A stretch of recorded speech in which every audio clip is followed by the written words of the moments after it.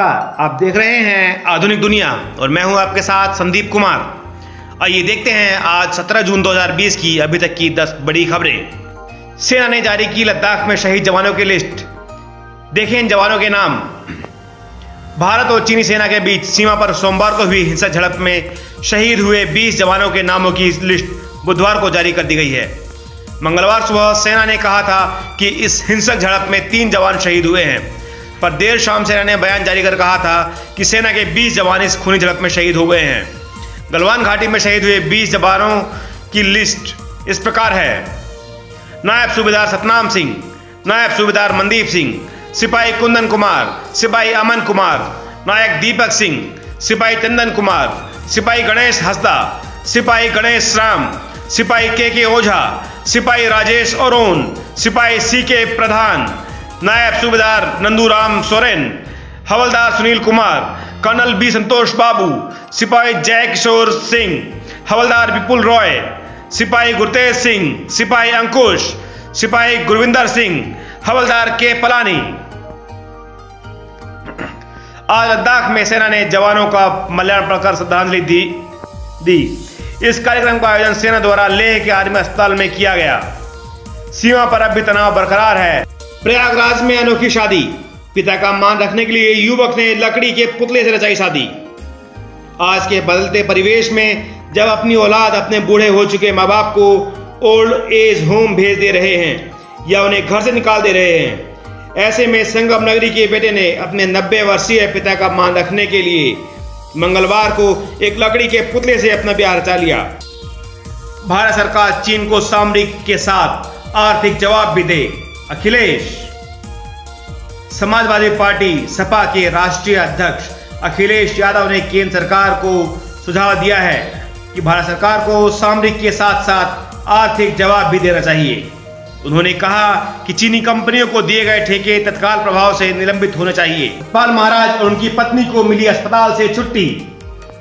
पिछले माह कोरोना संक्रमित पाए गए उत्तराखंड के पर्यटन मंत्री सतपाल महाराज और उनकी पत्नी अमृता रावत को ऋषिकेश एम्स से छुट्टी दे दी गई है।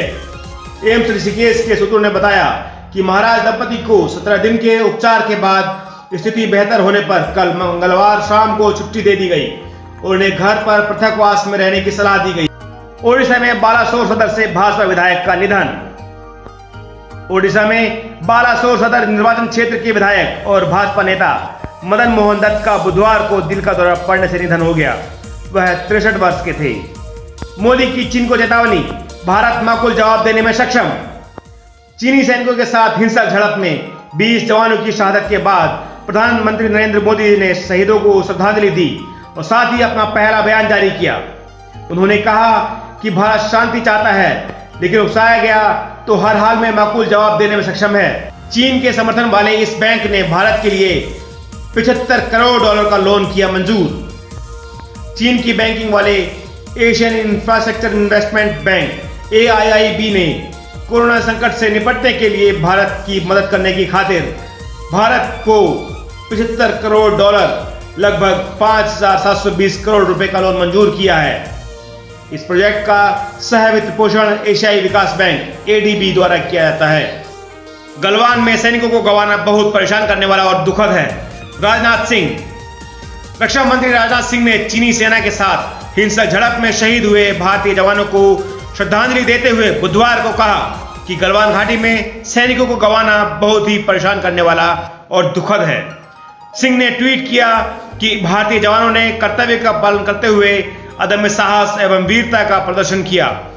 भारत और चीन के हालात पर करीब से नजर रख रहे हैं। अमेरिका पूर्वी लद्दाख में भारत और चीन की सेनाओं के बीच हुई हिंसक झड़प के बाद स्थिति पर करीब से नजर रख रहा है और उम्मीद करता है कि विवाद को शांतिपूर्ण ढंग से हल कर लिया जाएगा। यह खबर सूत्रों के हवाले से आई है। सूत्रों का कहना है कि अमेरिका वास्तविक नियंत्रण रेखा पर भारत और चीन की सेनाओं के बीच हालात पर करीब से नजर रखे हुए है। भारत चीन सीमा विवाद पर मायावती का बयान। नाजुक समय में देश है एकजुट, भारत सरकार लेगी सही फैसला। बहुजन समाज पार्टी की राष्ट्रीय अध्यक्ष मायावती ने चीन के साथ झड़प में कर्नल समेत 20 भारतीय सैनिकों की शहादत की खबर पर दुख जताते हुए कहा कि ऐसे नाजुक समय में पूरा देश एकजुट है।